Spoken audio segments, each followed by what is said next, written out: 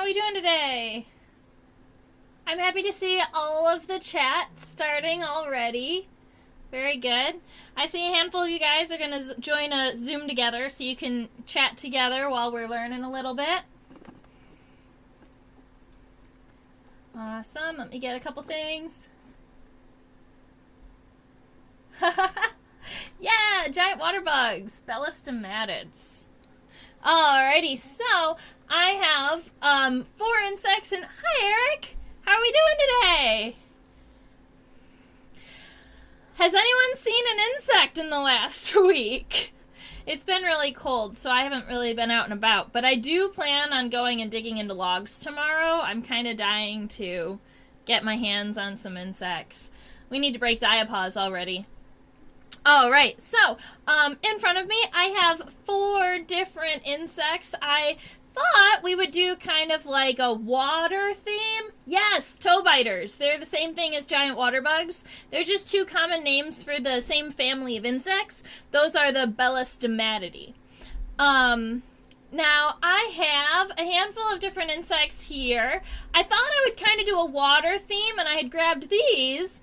And then we had a friend in the chat say, we should check a Hymenopteran. So I added the golden paper wasp, Polistes aurifer, because when I collected this specimen in particular, I was in Nevada, and I was in Mesquite, and it was very, very warm. It was like over 100 degrees.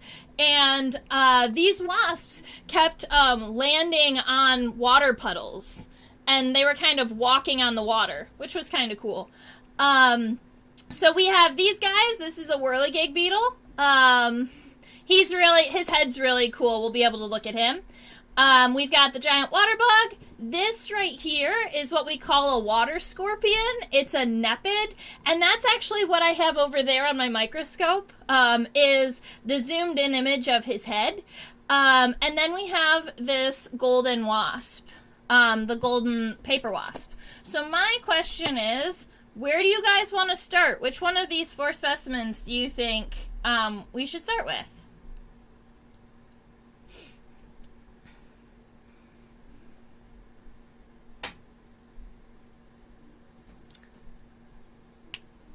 What do we think?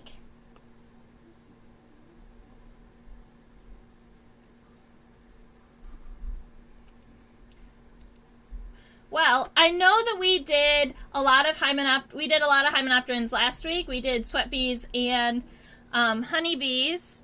Let's pull the giant water bug, unless anybody else has a comment. Oh, the wasp. I'm seeing a vote for the wasp. I have 2 votes for the wasp. All right, let's do the wasp. Wasps are fun to sketch.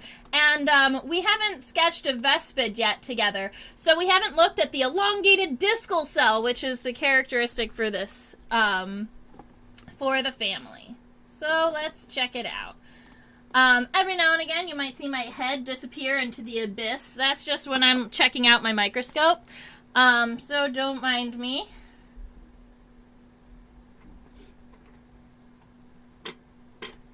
Alrighty. Microscope time. No.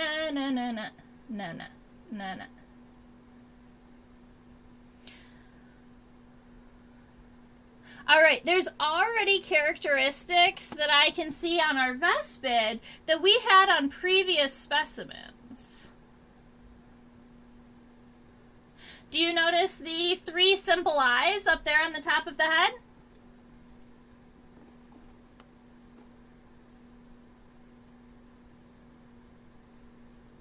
Get it all in nice and focused. All right, I'm happy with that. Something to note about this specimen in particular. This is from Nevada, so it's not from an environment that looks a lot like this. this is going to be a very, very sandy, hot, dry environment, and it actually has these yellow and orange colors that kind of help it blend in with its environment. You'll find a lot of, I think I found 3 different species in the same location in Mesquite, Nevada, that were all this color, these like colors, but completely different insects.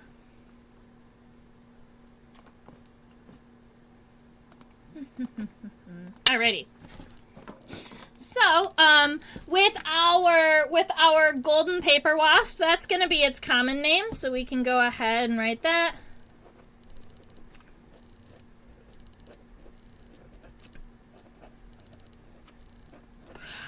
It's a golden paper wasp. Paper wasps are all in the family Vespidae.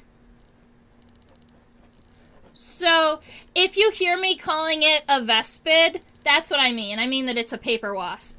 This species in particular that we're going to be sketching is Polistes aurifer.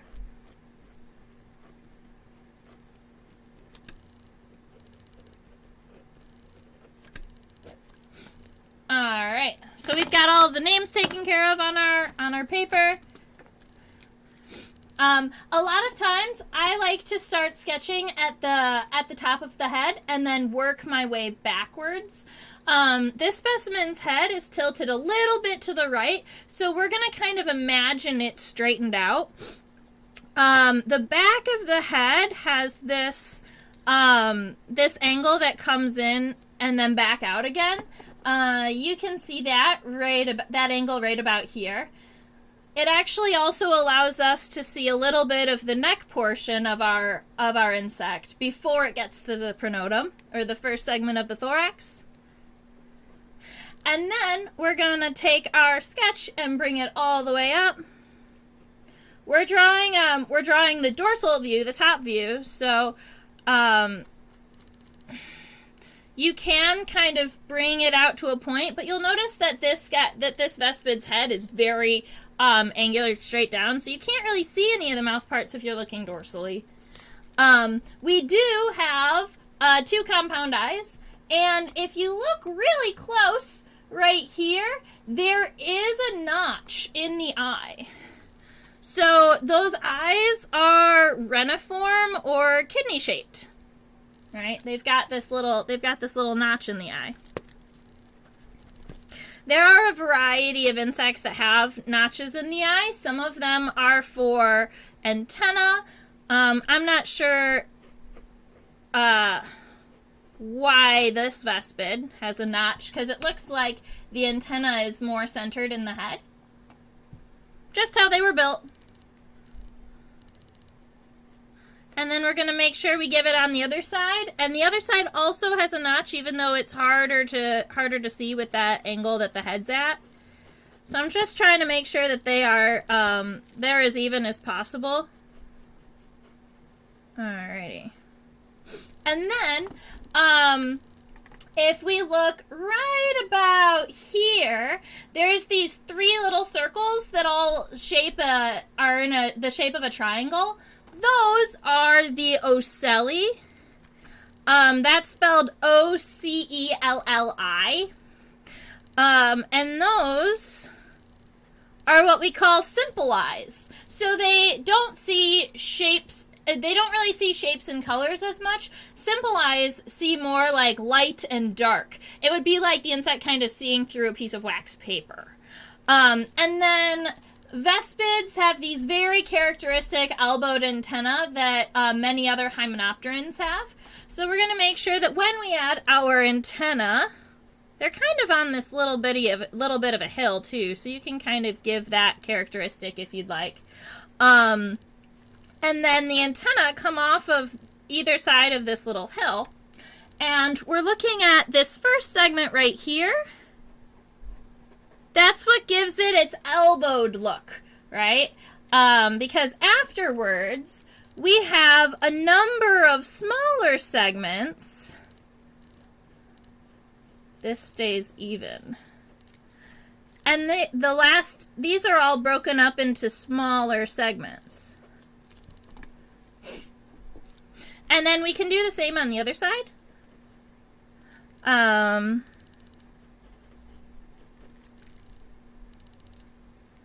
if we're thinking about insect antenna, wherever an insect antenna's bend, that has to be another segment, because the exoskeleton by itself doesn't bend. It needs to have joints, just like a set of armor needs to have joints. Alright, so we have our head, we've got the elbowed antenna and the ocelli, or these simple eyes. Moving backwards, this first segment of the thorax is called the pronudum. And we're going to take it, we're going to give a little bit of a neck. And then we're going to come down here and give it, it's kind of almost this triangular shape, pronudum. Well, maybe another shape. Let's see. I'm going to move our microscope down a little bit.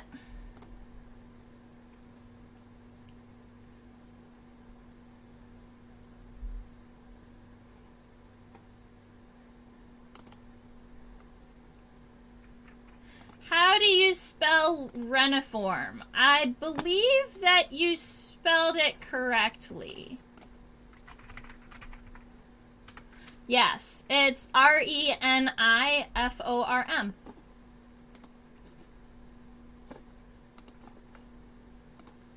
There we are.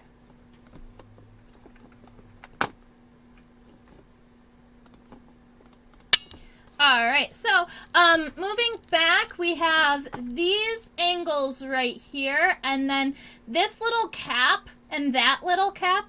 They're kind of like shoulder pieces to the wings. They help protect all of the little joints and stuff underneath the wings right there. So if we're looking at the edge, and then and I know Eric Eaton is out there somewhere, and Eric probably knows the name of those. I don't remember the name of those little caps. But that's where the first pair of wings are connected. Alright, and then we're moving down at an angle, and then kind of creating this box.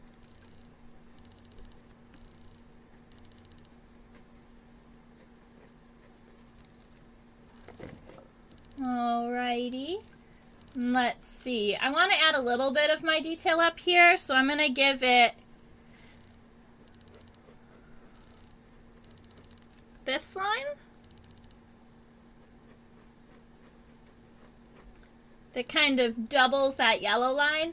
And I'm going to go ahead and sketch out these markings, trying to make sure that they are along the center line.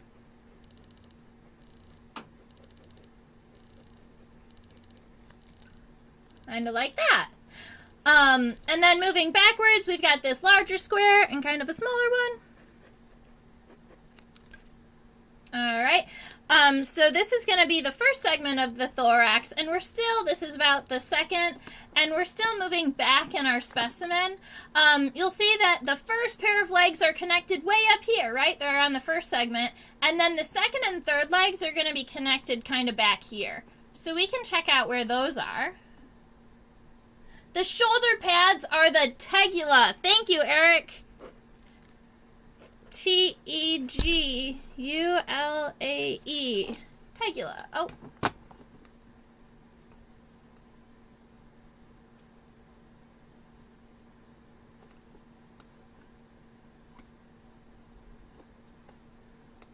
Awesome sauce. Alrighty. So we've got the tegula right there. Those are our shoulder pads. And then we're moving back. This is going to be kind of the last segment of the thorax before we move into the abdomen. And then we have these two triangular shapes. And these are where the hind legs are connected on the sides.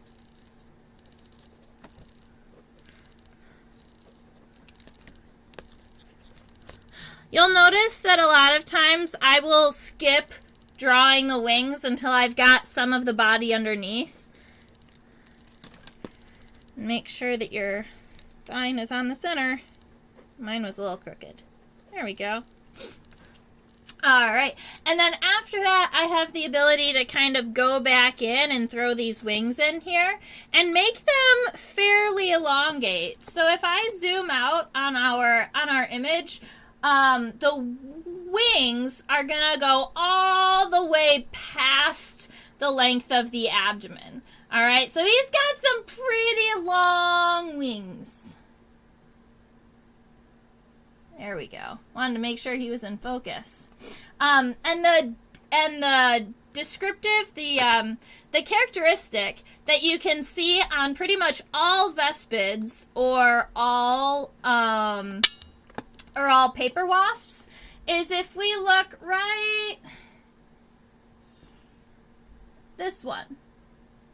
If we look right here in the wing, there's this very, very elongate cell. We call that the D cell. I believe that stands for discal cell. And that's going to be our characteristic for the family. Now, we have a question. What is the scale? Let me throw my ruler next to it so that you guys can see the scale.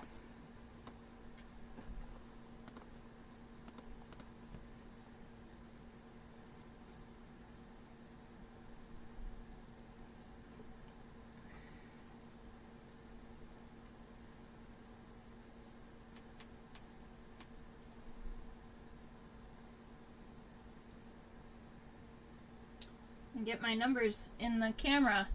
I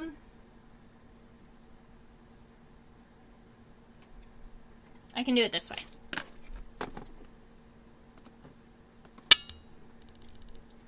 Alright, so this is my wasp here, and if I put it next to inches, it looks like it's from head to the end of the abdomen about 1.5 inches. And if you want to do that in centimeters, looks like it's maybe about 2 centimeters long.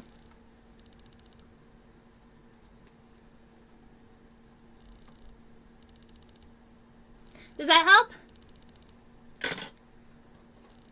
I still need to get my scale working on my microscope program. All right.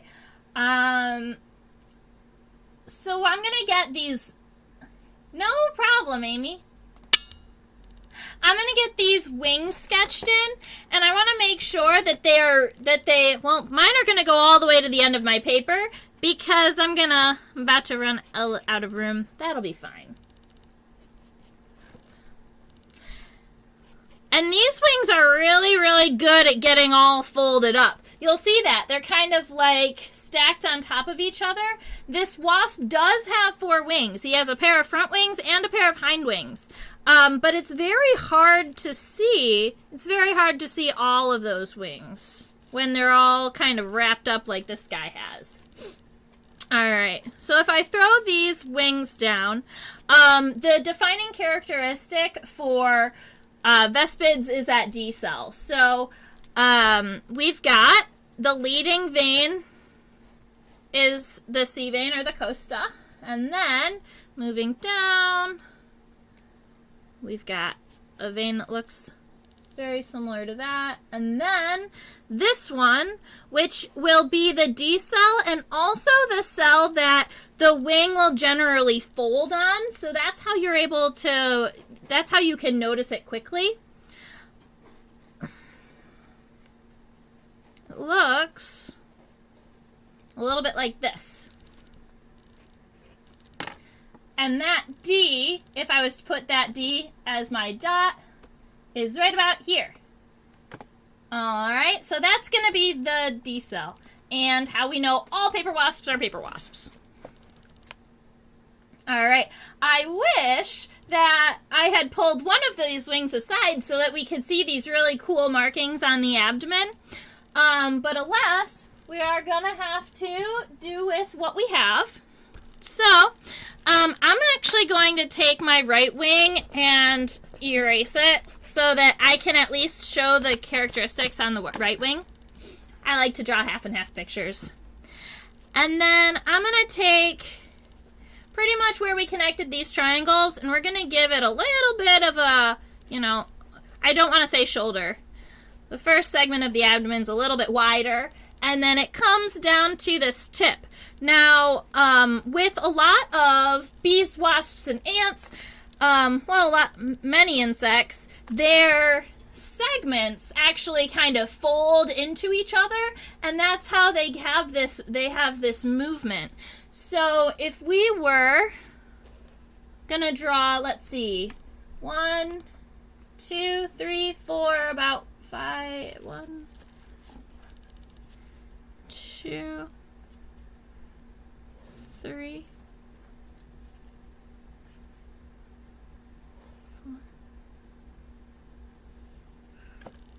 4. Okay. So we've got these segments on the abdomen, and a lot of times I'll start with this straight line, but what I want to end up with are little triangles at the end of each of those lines that kind of tuck into each other. And that's going to help you really give the detail on this wasp. See that? All right. And then we can go ahead. I might shade this a little bit so that we have a little bit of this coloration, because I've got this beautiful orange on the first A1 and then A3. And then on A4, it looks like we've got this this kind of fun design with this little point. I loved that these wasps kept landing on the water. It was really impressive to see that. You could see that they were kind of standing on the water tension like a water strider would. And that's why I chose these wasps today, was because the theme today was water. Although there's not much water in Nevada, huh? Alright, so we have a lot of our body taken care of. We've got our head, our pronotum, some of the important wing venations, right? The other ones, there are other things in here, right? And as entomologists, we have named them all. So all of the cells and all of the veins, they all have names. But this one is the one that's important. Alright, so we can move back up to our head and start sketching out these legs.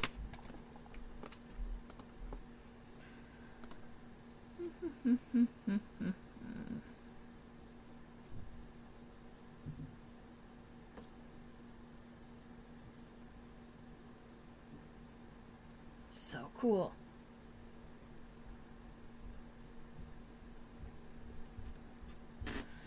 Alright, I think I'm going to turn the specimen just a little bit so that we get a better view of the legs. Just so that we know all the segments. I just want the whole leg to be on the same frame so we don't have to focus it back and forth. Yes! Much better.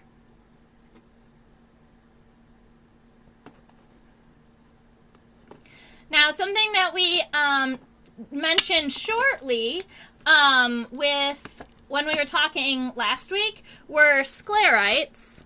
S-C-L-E-R-I-T-E-S. Sclerites. That's the word for each of these individual, all of these pieces of exoskeleton, this piece and this piece and this piece, they're all divided by these lines, these sutures. Each of these are individual sclerites. They're scales, not scales. They're pieces of the exoskeleton. But I figured I'd share that with you guys. Now, if we are looking, we have down all the way down here. That's the coxa. You can't see that from the top, so we're not going to worry about that one. We have the femur, right? The first segment. Also, your leg bone between your hip and your knee, right? And then between your knee and your ankle, you've got your tibia. Insects also have a tibia. It's right here. And then these last segments are the tarsal segments, or they're the tarsi. Alright, so we can go ahead and get sketching on those. And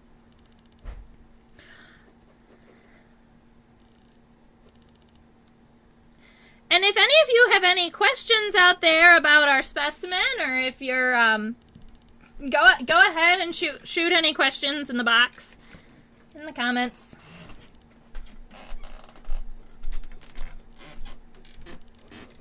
So in the front of my femur, I gave this little angle kind of mimicking this curve right here in its femur.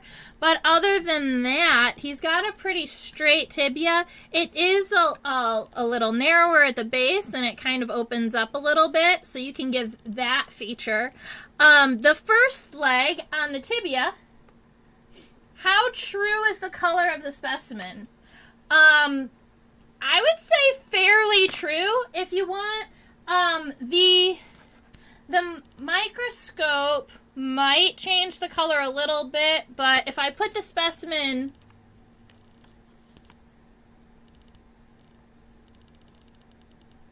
here, that might actually overdo it though. Yeah, so they are this beautiful beige color. They're kind of a yellow and then a rusty orange, I would say.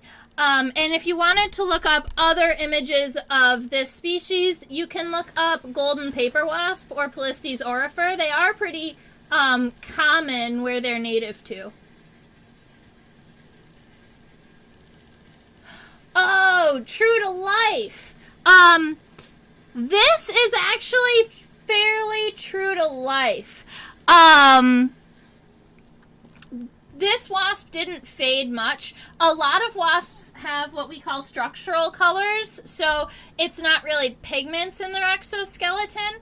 I'm not sure about this one because it's this yellow and red color, but I know that this one hasn't faded too much. They almost glisten when they're alive, though. They almost glitter in the sun. So you're not seeing that on this specimen. It's a little dulled out.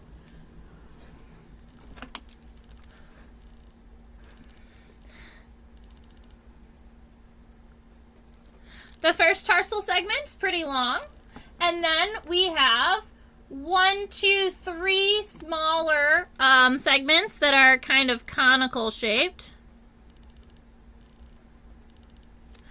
And then we have this segment right here, and then it looks like a biped tarsal claw. So 2 tarsal claws at the end. 2 little hooks to help our guy walk. I would say out of the entire sketching process, legs are something that I feel like I need to work on a little bit better as I get to the very end. Just working on all those little details. All right. Then moving back to the middle leg. The middle leg is going to be a little different than the front leg. So we can't just take the front leg and copy and paste it to the middle leg. With some insects we can.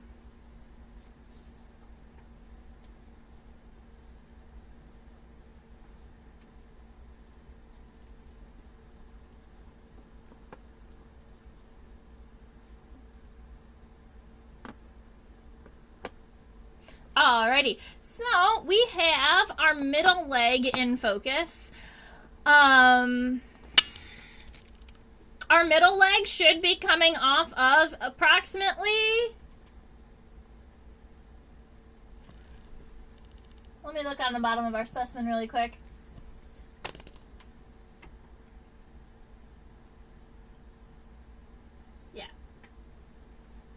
All right, so our legs are coming out, our middle legs come out about right here, but they are angled backward, or the femur and then the tibia are angled backwards.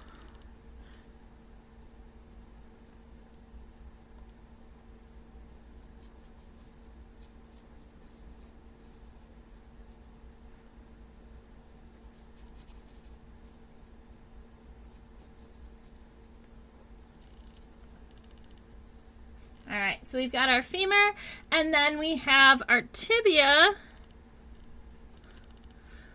I gave myself a little shadowed circle there because there is there is another very, very small joint in between the femur and the tibia that's kind of like a knee. It helps the joint move.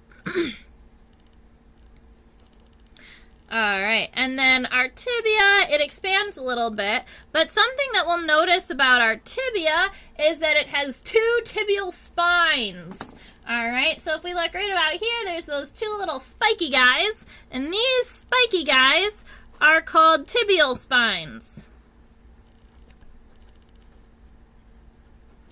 And if those spines were actually up here, they would be called femoral spines because they're on the femur, right? So we try to make things as easy as possible when we're naming things. It kind of makes sense. All right, so we got our femur, our tibia, and then this first segment of the tarsi is very long on this second guy. But I think that we still have, three little triangular segments. So the rest, the tarsal formula, is very similar on the front and the hind leg.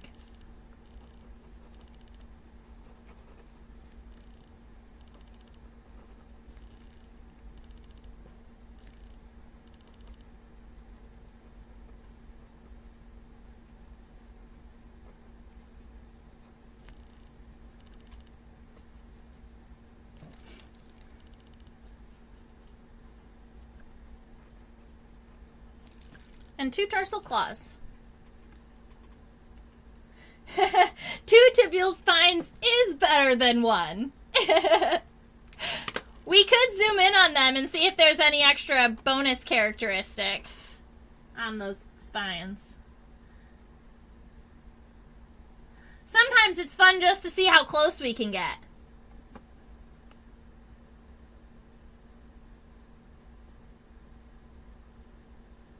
Cool. So it looks like those tibial spines are fairly sharp and don't have any extra hair or fluff on them. But if we look really close at the tibia, it not only has these two spines, two larger spines that we could see, it's also got these kind of micro spines. Or those are probably hairs. The difference between hairs and spines, I believe, is whether or not they have a joint at the bottom. Do tibial spurs have a function? Now,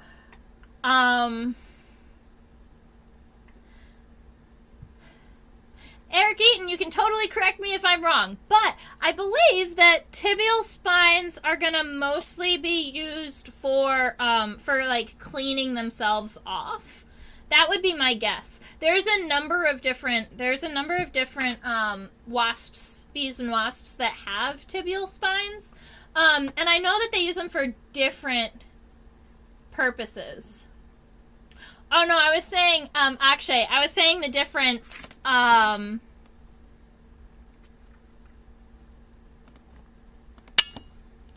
so if you're looking at the base of the exoskeleton, a spine is actually a part.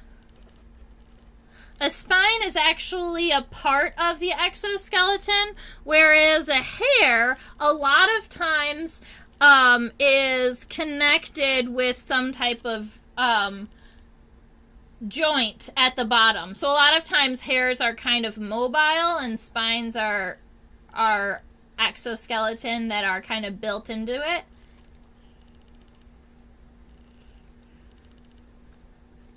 That's what I meant. Why can't humans have microtibial spines? I don't know. We should. Well, it would be interesting to see actual spines on people's tibia. Insect hairbrushes. Yeah, cool. All right, moving back to that hind leg. I think that the characteristics are going to be very similar to the middle leg. And so if you're thinking about the actual function, that cleaning function of our tibial spines, our middle and our hind legs had it because we're cleaning off our body, and I didn't see tibial spines on the front legs, but we're going to have to go back and look and see if it wasn't just that they were on the other side. It's making me question things.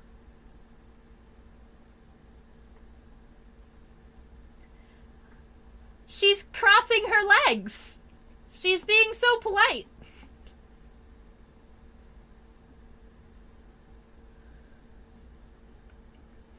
All right, make sure that when you are sketching your hind legs, they don't look like they're coming off of the abdomen. I would say that's like the number one mistake that I've made in the past, is kind of seeing where those insect legs come out and trying to draw them here. Really try and get them to connect up in this general area, just so that you've got that distinction between the thorax and the abdomen. And that's where they connect anyway. Sometimes, because they're connect here, and then the leg runs underneath the body, they'll come out back here.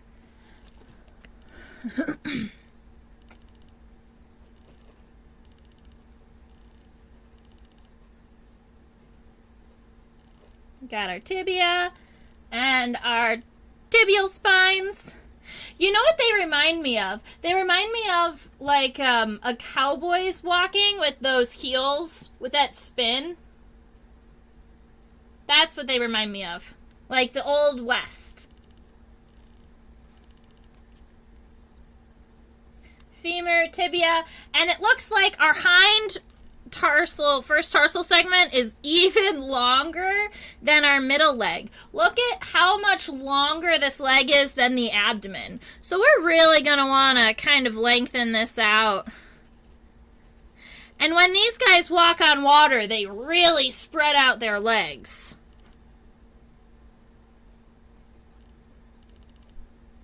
So mine is going to go a little bit off the board, but that's okay because I don't have to draw the last tarsal claws.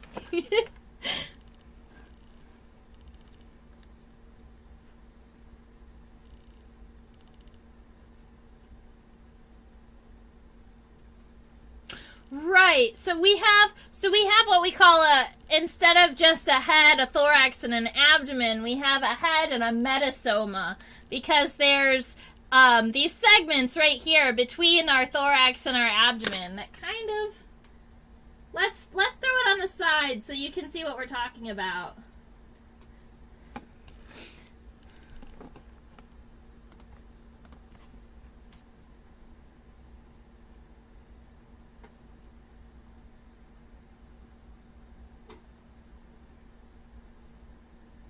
All right, so this is a really cool view of the side of our insect, the lateral.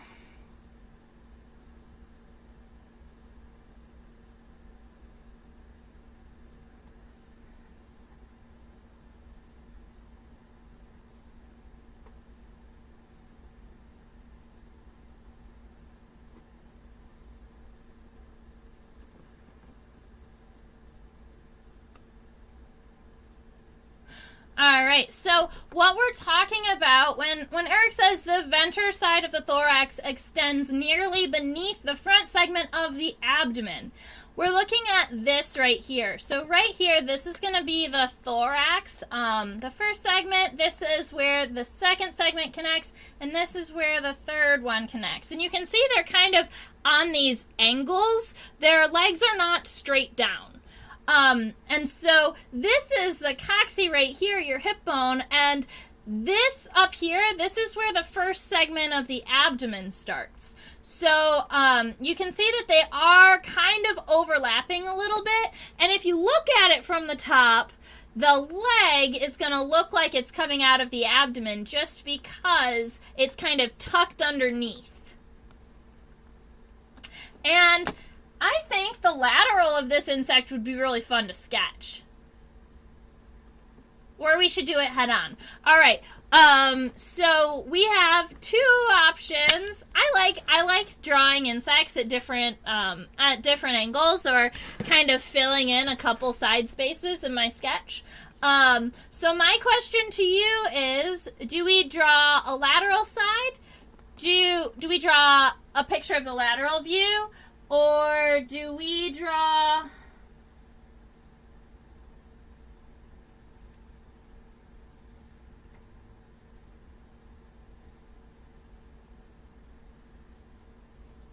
the front of the head?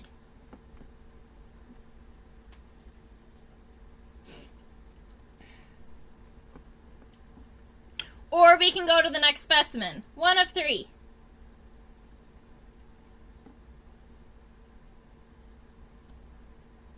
We're going to draw the front of the head.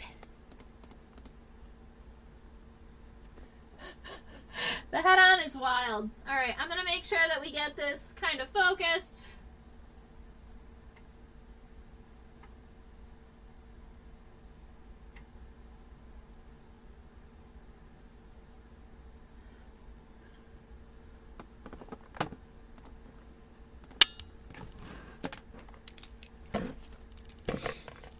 Move my coffee out of the way. Alrighty. I'm going to give myself a little box to sketch the head in. Alright, so a lot of times I'll start with the bum view. We can check it out and see what it looks like. The underside of the abdomen is probably pretty cool looking, especially where the tergites and the sternites connect, right? All of them are awesome. True story. If we're sketching our head, a lot of times I just kind of start with a roundy triangle shape and then kind of edit it out from there. We know that our vespid has these really cool indentations in its eyes. And then we've got the base of the antenna that are encircling the center line of the head. And we've got these little ocelli in the top, the little simple eyes.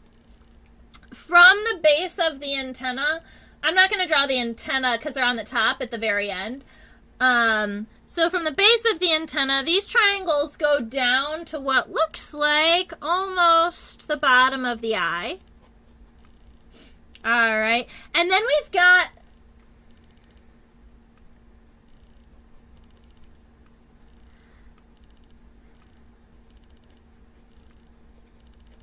Alright, we kind of have this bonus shape. It comes down to a point, and then we've got, after we've got this point, we're looking at the mandibles. And the mandibles are super fun, so we're going to zoom in on them.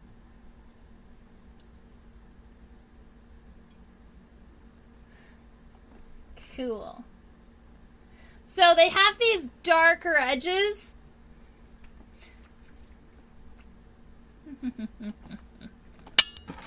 Doop, doop, doop.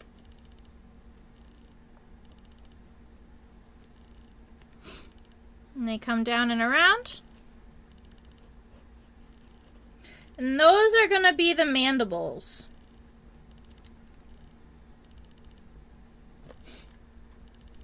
Alright, and then I'll go back and put those antennae on. We have those elbowed antennae. And actually from the top, you can see all of those individual segments that we didn't really see from when we were looking, right? We didn't really zoom in to see these individual segments, but now that we're zoomed in, you can see that we've got this long individual one, and then, oh my goodness, look, we didn't notice that before. This one is longer than all the other ones. About a third as long. So if you're talking, what, their third segment?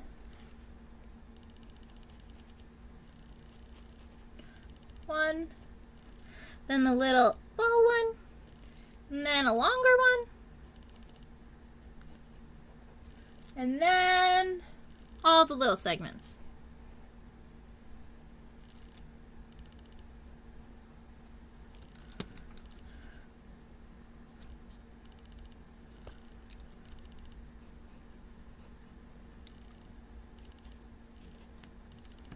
All right, and then I can go ahead and sketch the second one. Might as well.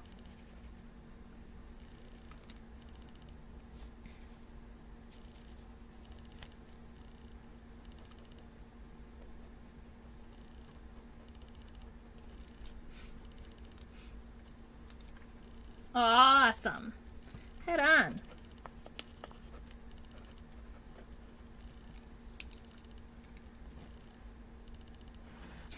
And so if we wanted to look at the bottom of the abdomen, we might as well take a look and see what it looks like.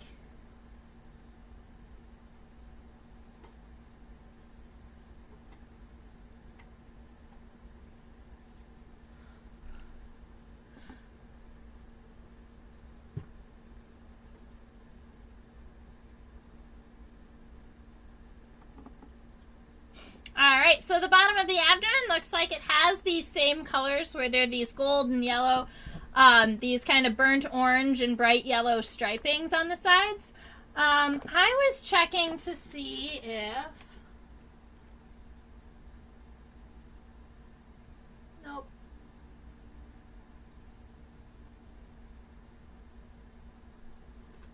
Alrighty. I think we did a pretty good job on our Vespid.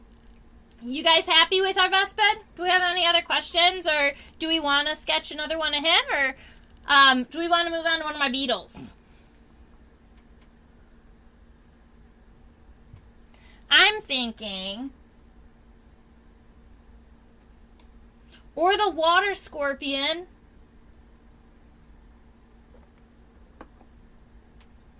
All right. If we don't have any arguments, I'm going to pull out the water scorpion.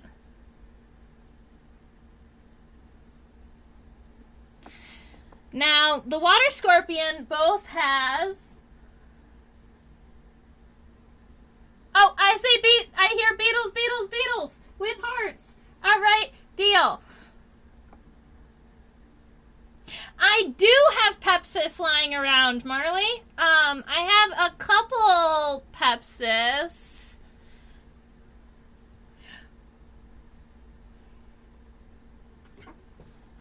We could do a Pepsis wasp.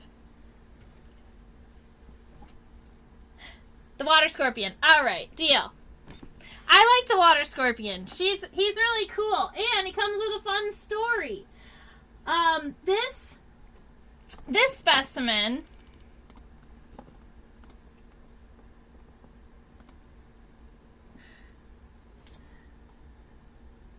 alrighty. This specimen was collected in Michigan, so this is not the specimen that I took a picture of in Arizona.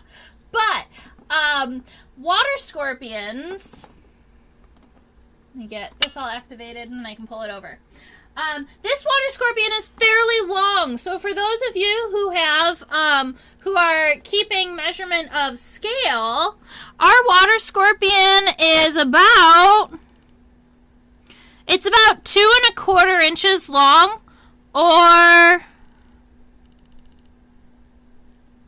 I guess, a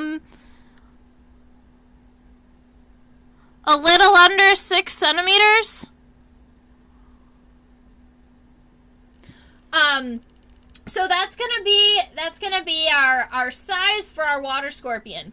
Now, this is an aquatic insect, so if we look we're gonna look very, very closely at the end of this tail right here. This is actually how it breathes. Water scorpions are gonna live in aquatic environments that don't have a lot of running water, all right? There's not a lot of overflow, that will never fit on my page. It's time to start a new page, Marley.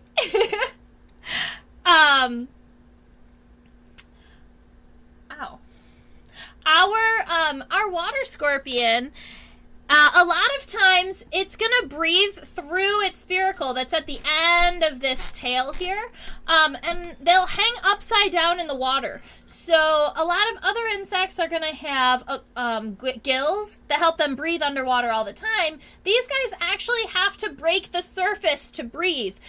But that also is helpful because it makes it so they don't have to rely on running water, right? These guys can live in absolutely stagnant water because they have the ability to breathe oxygen from above the water. Now, my whole life, I was told that water scorpions always hung upside down in the water. Yes, Amy, it is a butt snorkel. I wasn't going to say it, but thank you.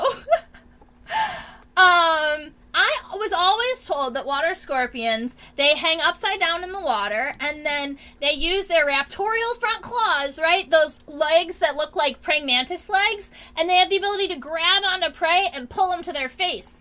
And they have this, this is called a rostrum. It's like a beak. It's like a thumbtack, and it injects venom. And then they drink their prey.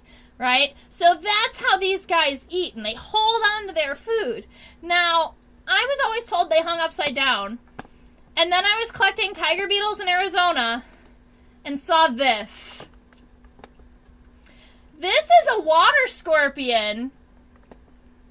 This is a water scorpion standing on top of the water. And I had never seen this before, so I was pretty excited to see this behavior. And I wonder if they have the ability to kind of dive down into the water and catch their food, if that's what he's doing, and maybe why he's not hanging underneath the water, why he's on top of the water. I had all of these questions. But I think that this water scorpion, pretty awesome to see that behavior. And I wanted you guys to see what they look like with their legs out, right? It looks like a hoax. I know. The thing was that when I was taking the picture, you know how, I don't know how many of you have actually spent time hanging out in the desert, but the water reflection thing in the desert is real. Like, if you are walking in the desert and it's all flat sand, it can look like there's a water mirage out there in the distance. And so when I was trying to take a picture of this pool of water in the desert with a water scorpion on top of it, I couldn't tell if the water was so see-through that I was seeing the water scorpion through the water or if it was on top. But I promise you, it's on top. Oh, maybe he had just landed. Good point. It was the middle of the day, but I guess that also makes sense. Maybe he was just hanging out there up at the top. I hadn't really thought about that. I know that obviously they have wings. That's cool.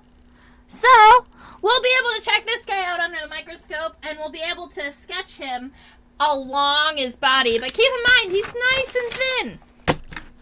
Nice and thin. I have not identified this specimen to species. I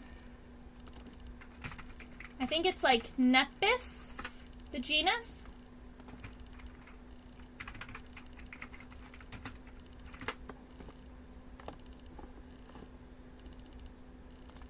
Give me 2 seconds. I have to remind myself real quick.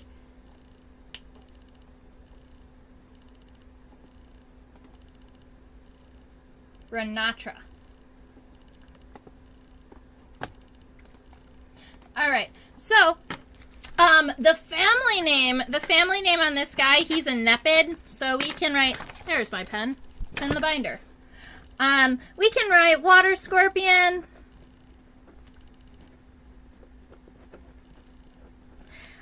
He's in the family Nephidae. And I haven't confirmed this identification because I haven't thrown it through a key yet, but I believe that this is the genus Renatra.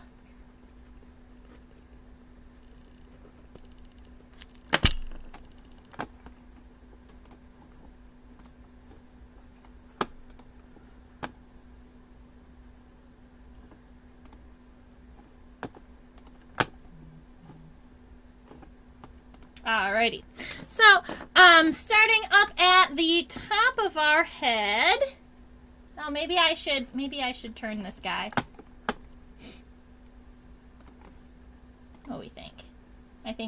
I think he'd be better this way so that we can push him as we go.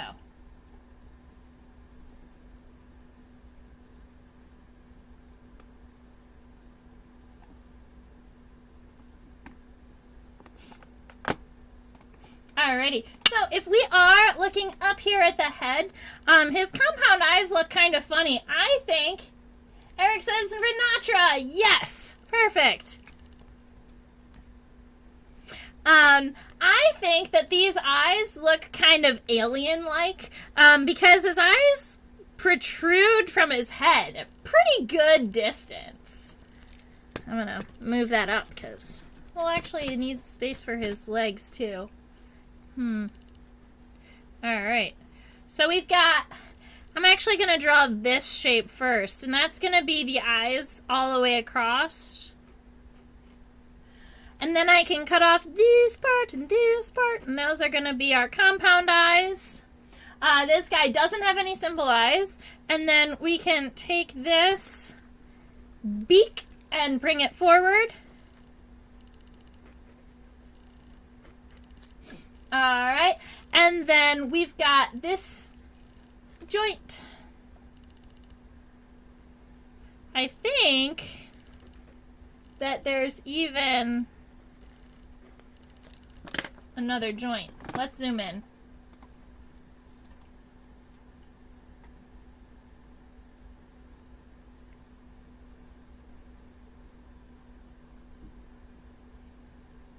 Frank Renatra. We're going to make all the puns!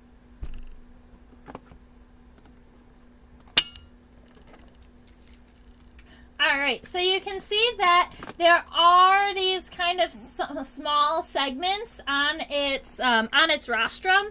Now, if we are looking at this right here is kind of like the sheath that guards its mouth part, and that sheath, or the pieces that are surrounding it, that's called the rostrum.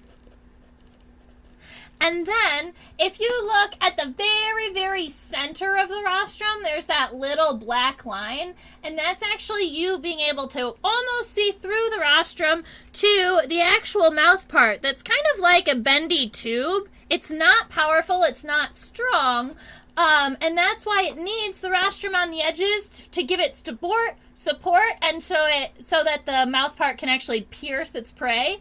But then it'll inject venom that will paralyze the prey, and it'll liquefy its insides, and then they'll drink them like a bug smoothie. Yeah. So let's check that out. That might be, I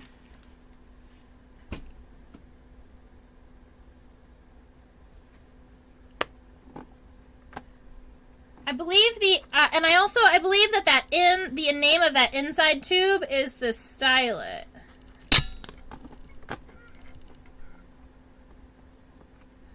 Let's check that out.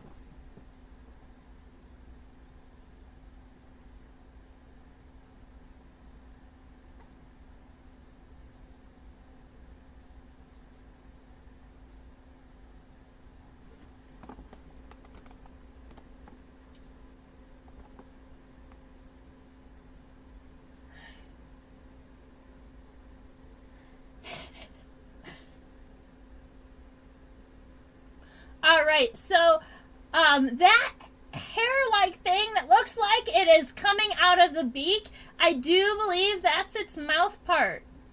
That's that straw-like mouth part that's projecting out of the rostrum.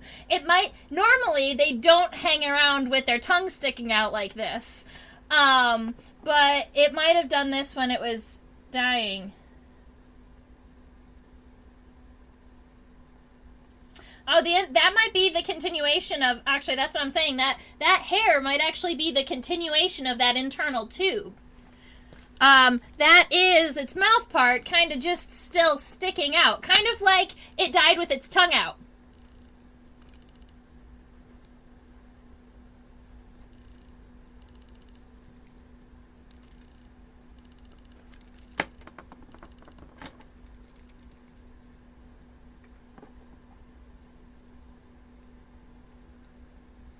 All right. So we have two things that we are looking at.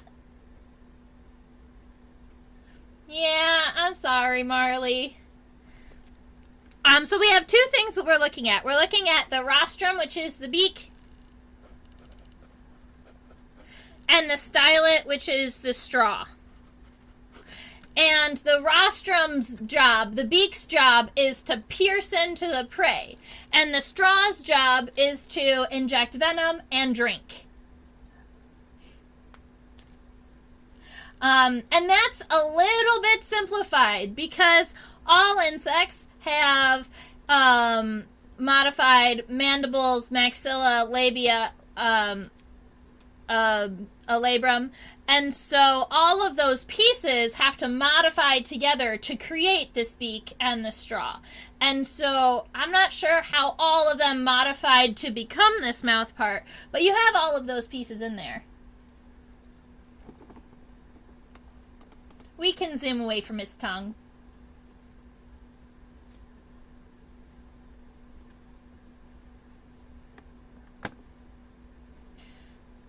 Alrighty, just like on any other... Good.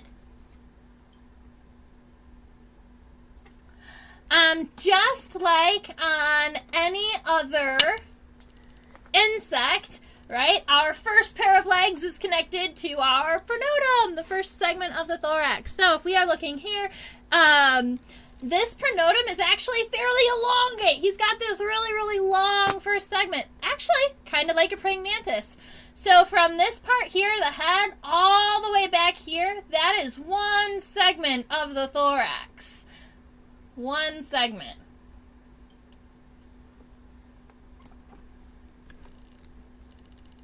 So I'm going to make sure that my head comes out a little bit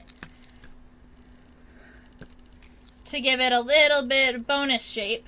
Alright, and then pulling this pronudum through, and it narrows a little bit and then comes back out.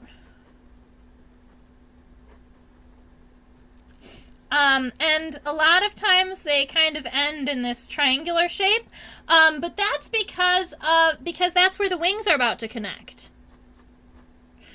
So the first pair of an insect wing is always connected to the first segment of the thorax, but it's all the way generally at the back. All right.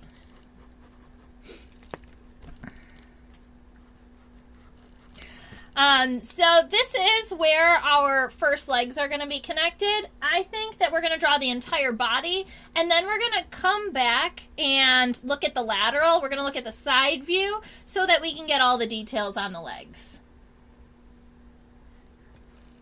Oh, I'm so happy to hear that, Marley. I have a wonderful time doing this too. I absolutely love it.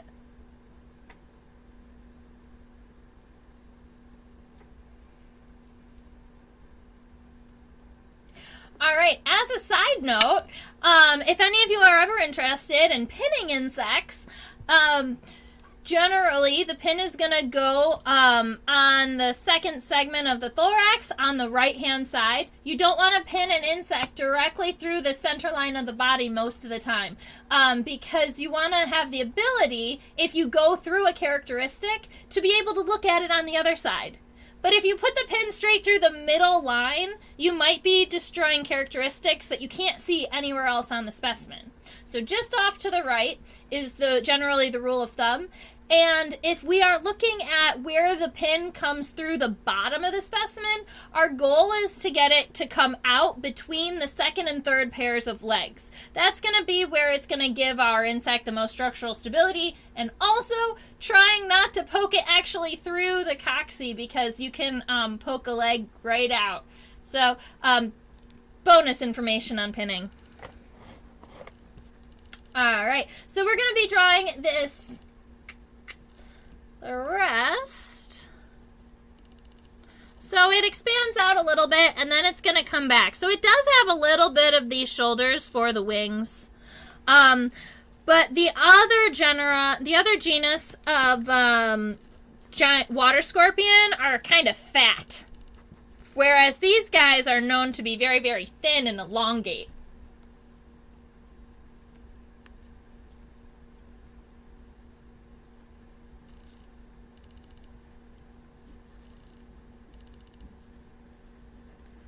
not sure what you mean by the opposite of a vampire. Okay, so, there's a name for this. I believe this is the scutellum. If this was a stink bug, this would be the scutellum. I believe because it's a hemipteran and it's also a true bug, I would call this triangle here the scutellum. So, thank you. I like to make sure, so there are two ways to pin insects. There's kind of like two large groups of people. There are the spreaders and the tuckers. And the spreaders, if you see an insect that's spread by a spreader, that means that they take all their legs and they kind of put them in an action pose, and they kind of spread the legs out all over the place, or maybe have them holding something, or a lot of times that type of pinning style is used for display mounted specimens, so things that are going to go on your wall if you want it to look really cool. The other way is tucking, right? And this is going to be better for scientific collections because you are less likely to break off a leg if all of the legs are tucked up nice and neat next to the specimens. So you have less likely of a chance of breaking your specimens, but you also are able to fit more specimens in your drawers if you tuck all the legs. So if we're looking right here, this diamond shape that I'm about to sketch, this diamond shape right here, this is the scutellum.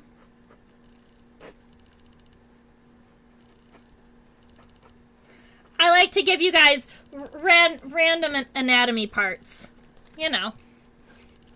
And then that's actually where this triangle part right here, that's actually defined by the wings, ladies and gentlemen. So after this triangle, from here on, all you can see from the top are the wings. So you can see that it has this vertical line all the way back to its abdomen. We'll see that in a minute, but we'll get that line. Oops. I'm gonna run out of space. All right, we're gonna move back a little bit. So these wings are incredibly long. Oh, that's cool. Oh. That's fun. Okay. Let me see how I can explain this to you, what I'm seeing. So, we do have this vertical line. That's the center line. That's this line right here. But we can actually see all four wings from the top. A lot of times in true bugs, you can only really see the front wings and the hind wings are hidden. Well, you can see there is also this diagonal line right here and this diagonal line right here. So if we have our whole body and it's elongate like this, the first pair of wings is this one on the edge, and the hind pair of wings is this one in the center. So you can see a little bit of it. Now keep in mind, you've got an insect that's not a fly. It has to have four wings, unless it's a Strepsiptera, and they don't count.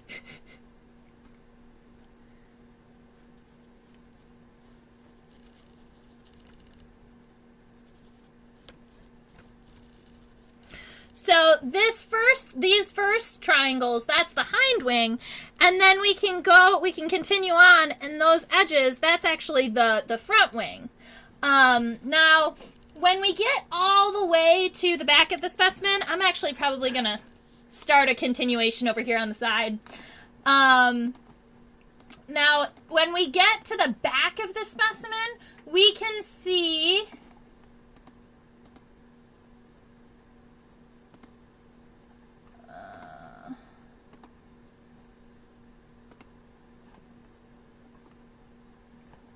let's see. Sorry guys, got distracted.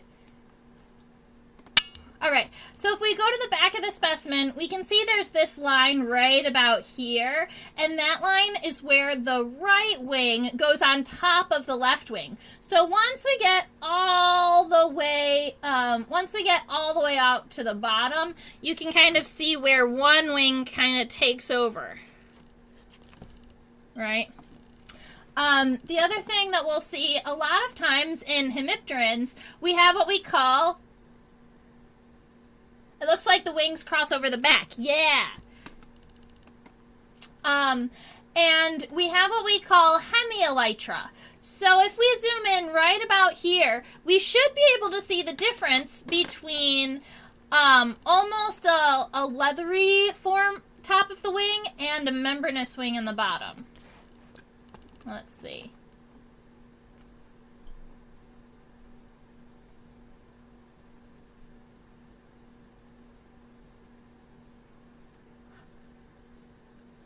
Okay. Those are happy hands. Check that out. Awesome. So this line right here, this is where the kind of harder part of the wing ends. And you can see right here, it almost looks like there's these wrinkles on the wings. Those are that's the venation. That's the membranous part of the wing. All right. So if we are...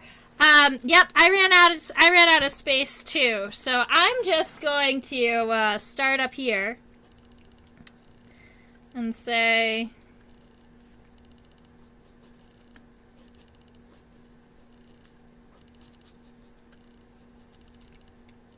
I didn't go far enough. We'll do it on this side.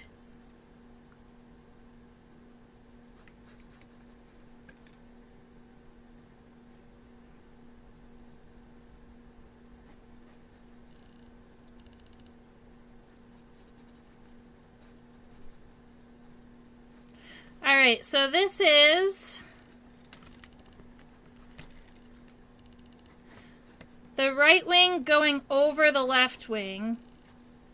And then we have this angle right here. And you're going to have that same angle on this side too, but it's just not as obvious because it's kind of tucked under there. And right here, this is where we're going to call this is the membranous part. And I'm just going to throw in some wavy lines that crisscross a little bit. That kind of gives us the texture of membranous veins without worrying about counting or numbering.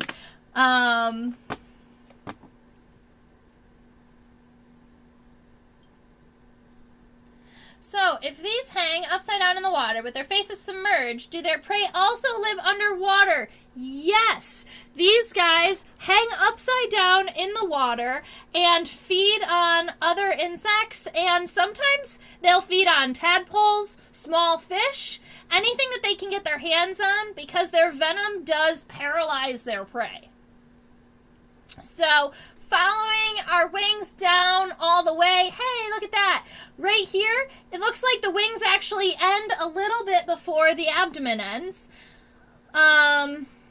There's a lot of turning on and off this screen over here. But, alright, so we've got this wing that ends, and then the body continues past it just a little bit, probably before it gets to our butt tube, our butt snorkel. Let's see.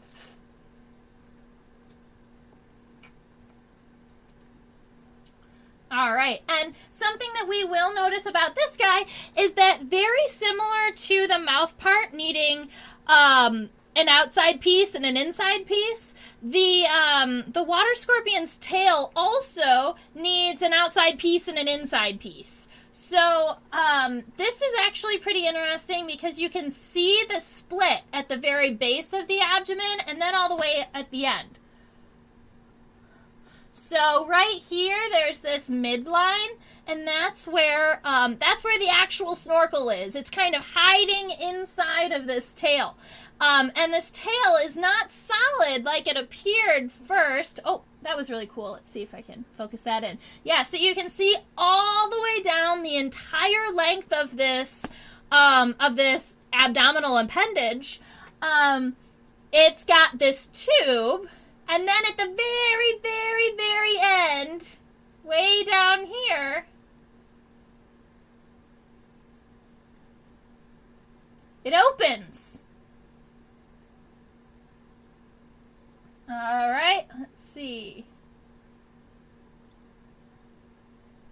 Yeah, so you can see how it's kind of separated. So our abdominal appendage, this tube or this shaft, is actually two pieces that surround the little tube with the spiracle on the end. It may be one spiracle, it may be a cluster of spiracles at the end of at the tip. I'm not sure. Yeah, so it goes forevers.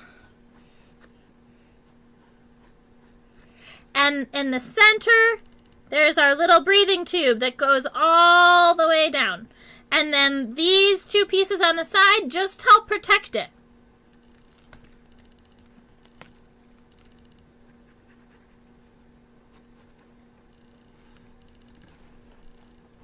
Yeah.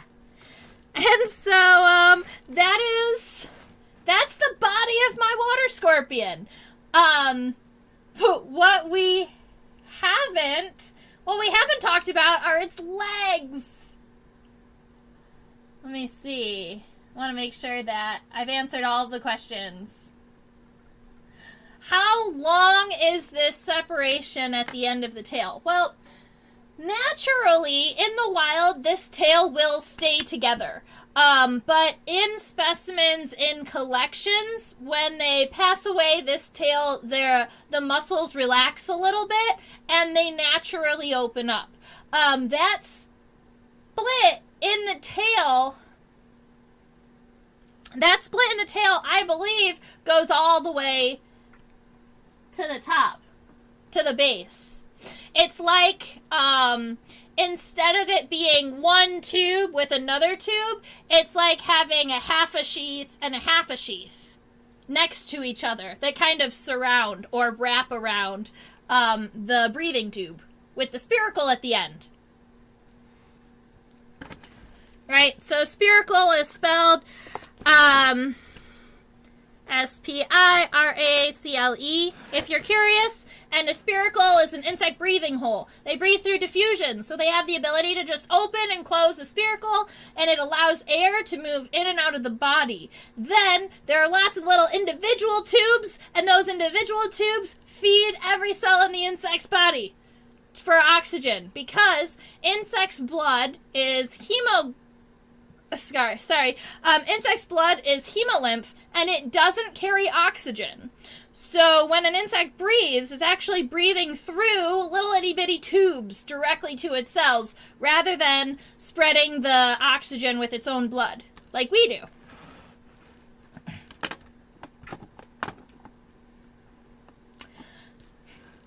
So, Akshay, your question was, why does it split? And I answered the question, does it split? I'm not sure why it splits in this manner. It's probably just because of how it adapted this body part. But I'm not sure why.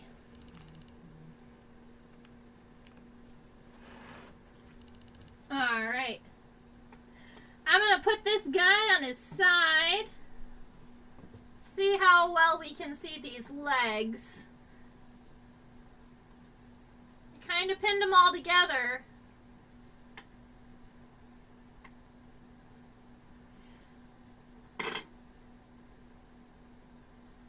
This guy, I pinned this specimen back in 2011, so, wow. I pinned this specimen 11 years ago, guys. I, nowadays, would take the second and third legs and bend them backwards instead of putting them forwards with the front legs. But alas, this is how the specimen is, and we can't change it after it's pinned. So, I'm just going to have to point them out to you.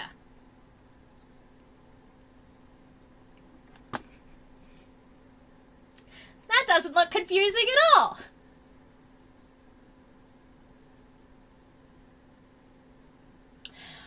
Is it called a water scorpion because it can kind of sting with venom?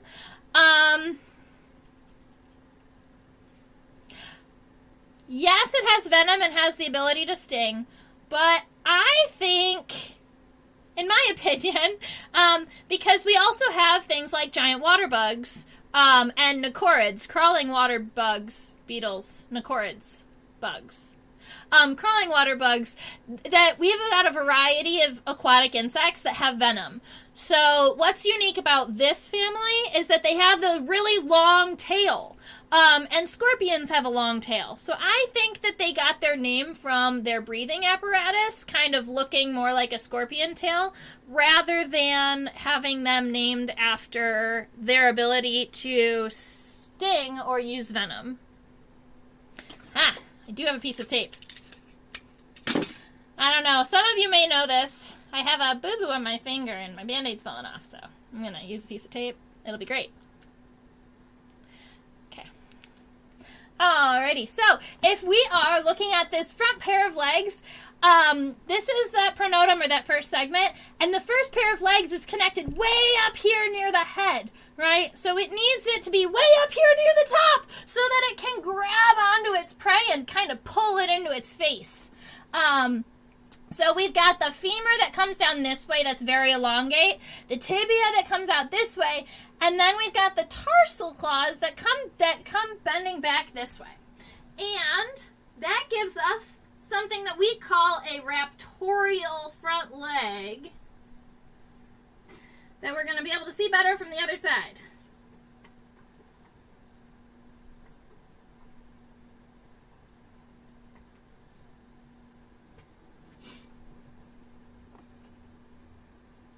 My eyes are focused a little bit different than my computer focuses, so I have to look at it under the microscope and then adjust it slightly. People like adding scorpion to the names of things that they're scared of. Sad. Scorpions get a bad rap.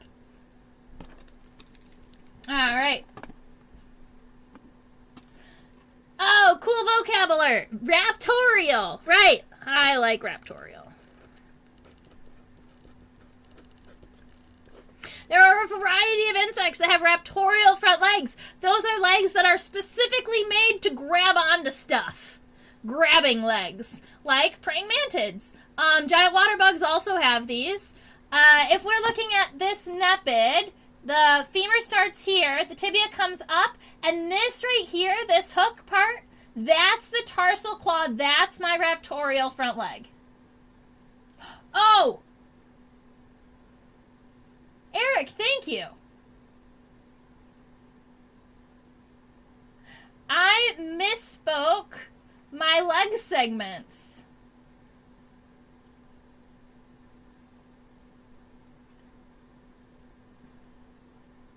All right, thank you, Eric. This first segment right here is the trochanter. And then the femur and the tibia.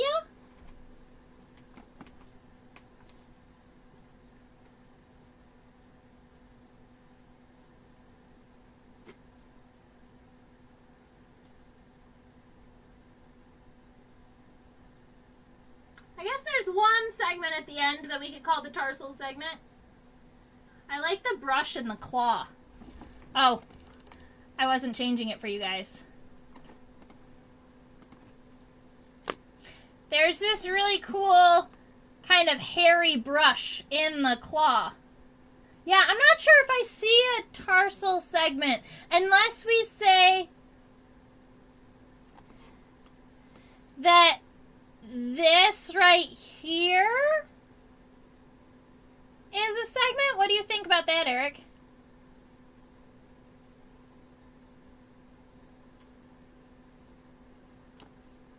Trying to figure out our leg anatomy of Nephids. I hadn't really looked at them this close. I super appreciate doing this because I learn something new every time. So they've got an expanded trochanter, which is this segment right here. And then the femur and then the tibia. And then that little itty bitty segment, we have confirmation. This little itty bitty guy at the end, that's the tarsal segment. It goes from here to here. So he tricked me.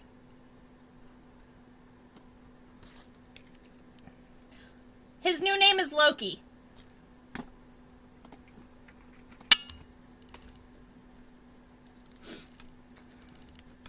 All right.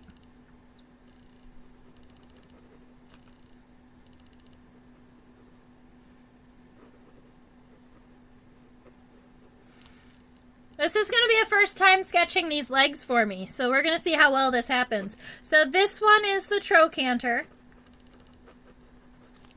And then we have the femur, and it looks like the femur kind of gets pretty wide, and then it has this little bend at the end, little hooky.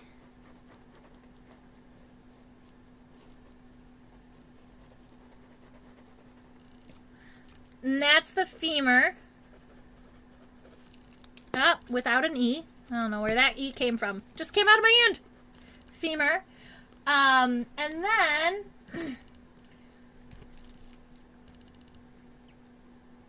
oh, ha! I put the angle in the wrong direction.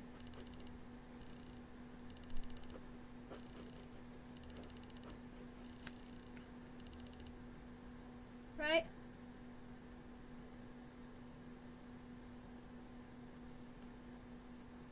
Give me a minute while I think about this.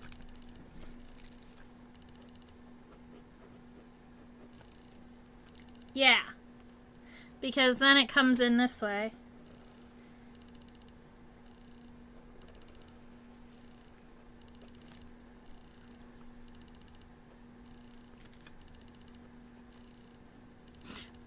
Alright, so I'm going to get rid of this rostrum word. It's in the middle of my leg.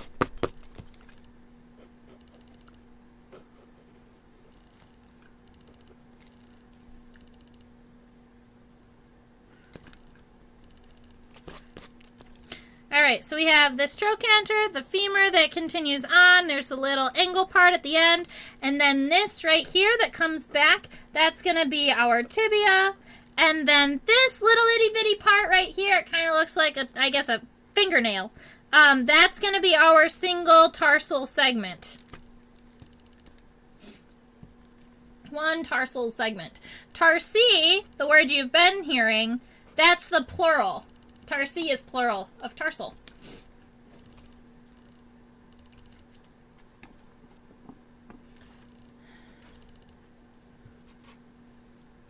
It's close. I could use practice on that, but that's fine. All right, and then if we are looking at the rest of, we're going to try and see where these legs connect so that you can get an idea of kind of where they're going. And then what we might do is look a little bit at that picture. So if we're looking right about here, underneath where these wings start, this is where the second, the middle pair of legs and the hind pair of legs start. They're right here and here.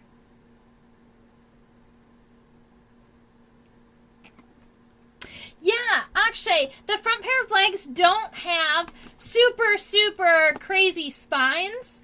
And I'm not sure how strong their pinch is, but I know they have very strong venom. So they have the ability to paralyze their prey pretty quickly.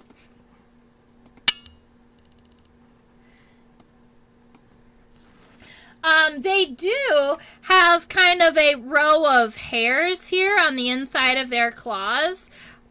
We could zoom in on that, but it's almost like a little brush there on the inside. And my guess, because I haven't read up on this, but my guess is that the hair on the inside of the claw is meant for creating friction or helping them hold or grab onto things. Right? So they don't have like sharp spines or anything to pierce into anyone. Like a praying mantis has to hold really tight onto its food because praying mantids don't have venom. So they actually eat their prey alive. Right? The cricket is trying to actively run away as the praying mantis is eating it. Whereas this guy can, if he can quickly grab onto it and pull it in, as long as he gets this rostrum, this beak, into his prey, and he injects it with venom, he doesn't need to hold it strong. Right. Mantids do not have venom. That was what makes them different. Alright, and so we can look a little bit on this middle and the hind legs to see how this guy stands and help us to clarify where the legs connect. The legs are going to connect right in this area, right? Because our first pair of wings is actually connected to the thorax.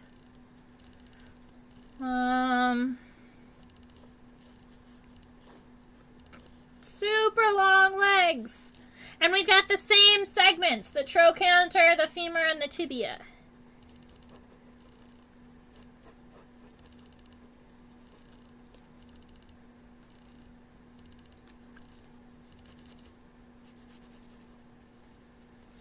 And we're going to see what the end of this segment looks like.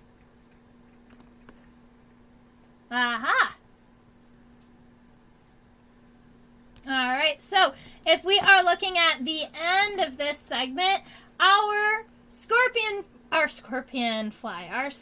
water scorpion does have two tarsal claws at the end of its middle and likely its hind leg too. We can go ahead and check it out.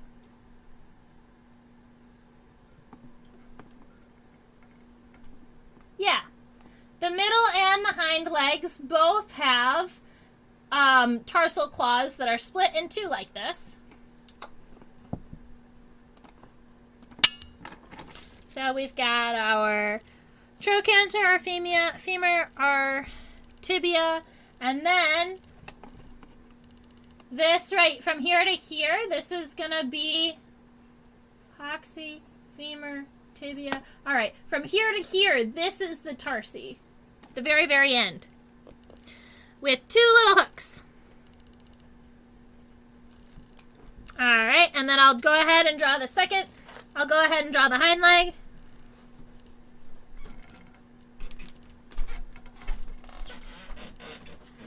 I'm going to make them overlap a little bit because they're all funny like.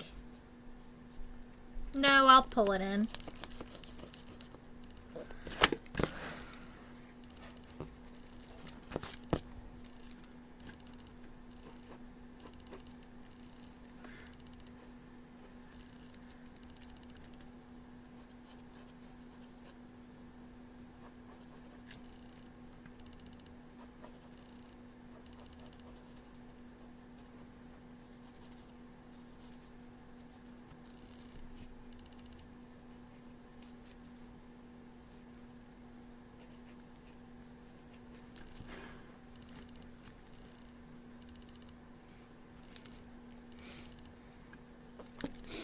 I want the hind leg to be a little bit longer, but that'll be good. Alright, something like that. Two tarsal segments on the other two pairs of legs. So we're looking at the tarsal segments being right here and right here. Right here and right here. Coccyx, or trochanter, femur, tibia. That's why this leg wasn't long enough. It needed a whole nother segment. We're just going to say it goes off the page.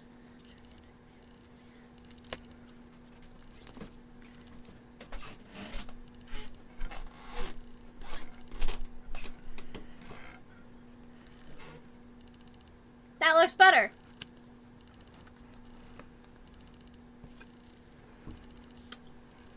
Yeah, water scorpions. They're some of the craziest and coolest insects.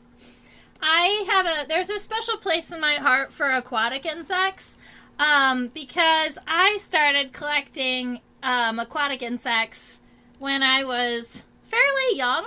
I was probably 9 or 10 the first time I actually went on an aquatic collecting trip with other entomologists or people who knew their bugs.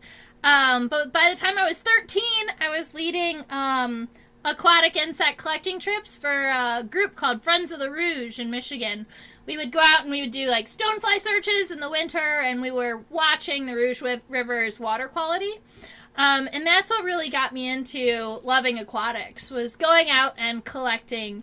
So shout out to my mom for driving me to all of these crazy collecting trips and letting me break through the ice to go on stonefly searches in February in the middle of winter. You know, great times. You know, the aquatic bugs are bigger in the winter time because they have to have all that fat stored up, and so they're a little easier to find. You just have to break through the ice to get to them.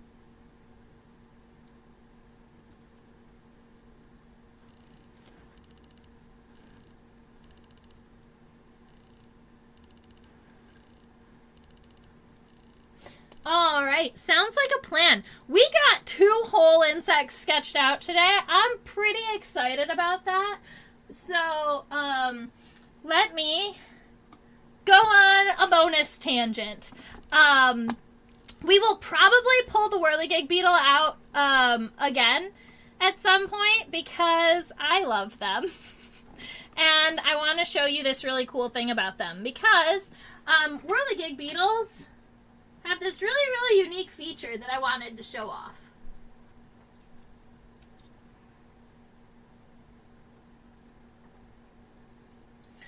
Alright, so Whirligig beetles are known for, they have the ability to carry an air bubble, alright? So they're another one of those insects that can live in water that's not moving as fast.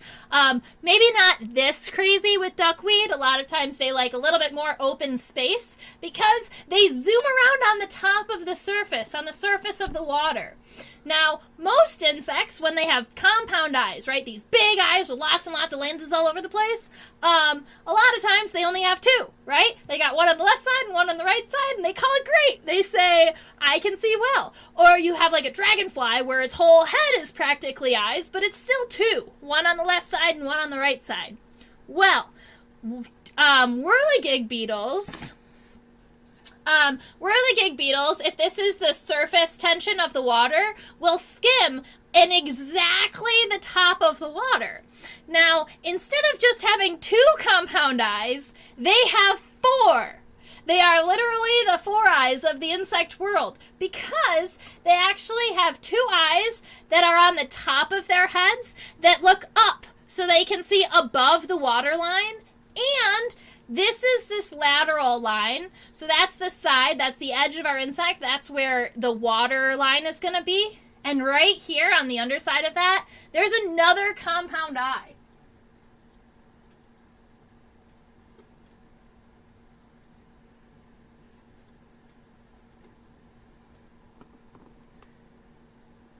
And this compound eye on the bottom is so that my insect can see under the water. So not only behaviorally, they're called whirligig beetles because they spin in circles their entire life. They go whirly!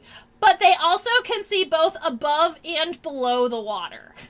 So we will spend time sketching one of these guys, but I don't think we're going to do that today.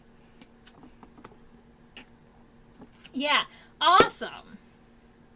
I'm so happy. Very good. All right. Thank you guys so much for hanging out with me today. If you are new and this is your first time, make sure that you press that subscribe button just so that you help me out a little bit and you get notifications when I post new insects and new videos. I not only do sketch-alongs, I also have kind of whiteboard videos. And in the summertime, when I have insects to pin, I pin live. So if you guys were making a collection, you can pin with me too if you'd like. Now, my email address, if you ever have any questions, comments, you want to chat with me, or you have a cool bug picture, or you want a bug identified, this is my email address. It's buggirl3216@gmail.com. It's also connected to my PayPal, so if you are interested in throwing me a tip for this, I don't really like to ask, but it's what I do. So it's nice to get a little bit. Please don't feel like you have to. All right. So, thank you so much. Just hanging out here and chatting is seriously, it makes my day. So, I appreciate all of you guys coming and hanging out with me. I look forward to next week where I don't know what we're going to sketch. And if you have any other final questions, you can shoot them to me. Let's see. Check out my Instagram account. It's Insectopia 2015. And that's where I post all of my microscope pictures. I like to stack images and play this game called Guess That Bug. So Mondays, Wednesdays, and Fridays, I post 3 pictures. I post one at 10, 12, and then 5. And it's different close-up images of insects. And I have people see if they can guess what it is. The answer comes out at 5. So that's a little bit about what I do, where you can find me, how you can get a hold of me, and I will see everybody next week. Thank you so much. Bye, guys.